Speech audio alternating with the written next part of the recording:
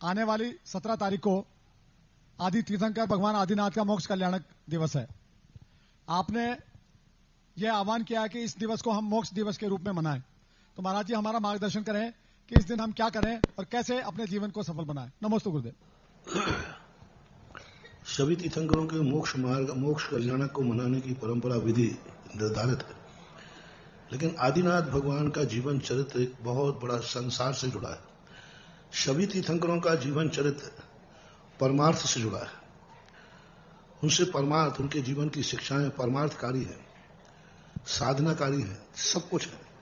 लेकिन एकमात्र तीर्थंकर ऋषभदेव जिनके जीवन से संसार जुड़ा हुआ है। प्रत्येक तीर्थंकरों ने उपदेश दिया कि परमार्थ कैसे चलाया जाता है। ऋषभदेव ने मात्र उपदेश दिया कि संसार कैसे चलाया जाता है।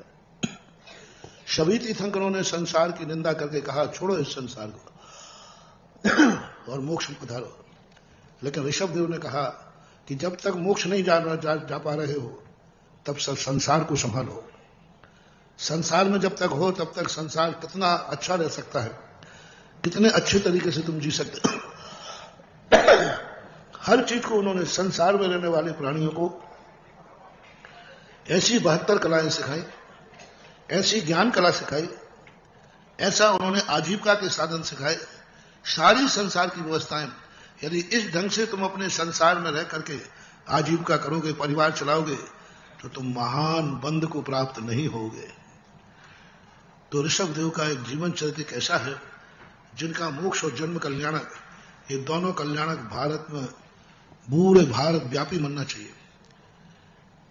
मां जैनियों तक ही सीमित नहीं। ऋषभदेव का उपकार तो प्राणी मात्र था। षट कर्म की व्यवस्था जो उन्होंने दी, उससे कोई जैन अजैन से, सम्यक दर्शन मिथ्या दर्शन से कोई ताल्लुक नहीं है, आजीविका से।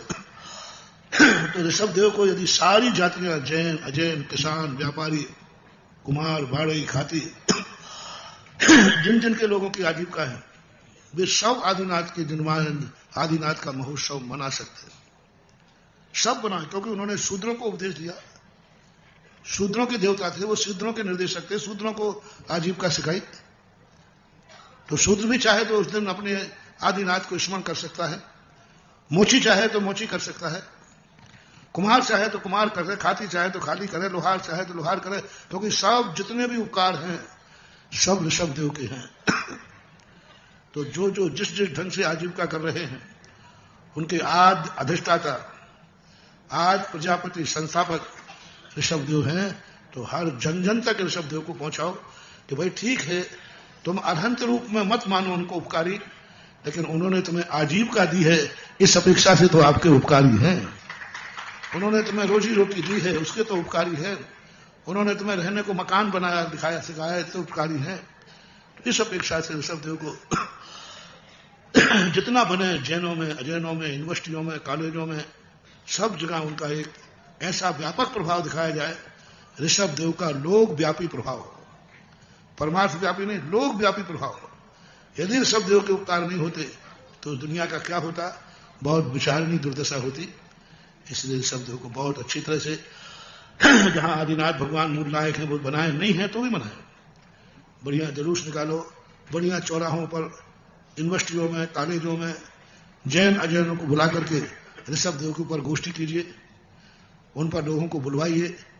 जितना हम प्रचार कर सकेंगे उतना ही आदिनाथ के प्रति अपना एक प्रकार से कहना चाहिए कृतज्ञता मानी जाएगी। बाकी निर्माण लाड़ू आदि सब चढ़ते हैं, वो सब पूरे भारत को, जिन शासन एकता संघ भी इस प्रोग्राम को लेकर के सारे भारत में आंदोलन करने की सोच रहे हैं, वो भी इसकी तैयारी कर रहे हैं। बस जगह जगह प्रदर्शनी लगाएं और सबको दिखाएं कि ये आई कहां से सारी आजीविका के साधन। तो ऐसी स्थिति, और मैं तो कहता हूं कि भगवान के 2 रूप बनाए जाएं। एक वीतराग रूप अपन मंदिर में बनाते ही हैं, एक आदिनाथ के वो चित्र भी बनाए जाएं जब वो राज्य अवस्था में थे।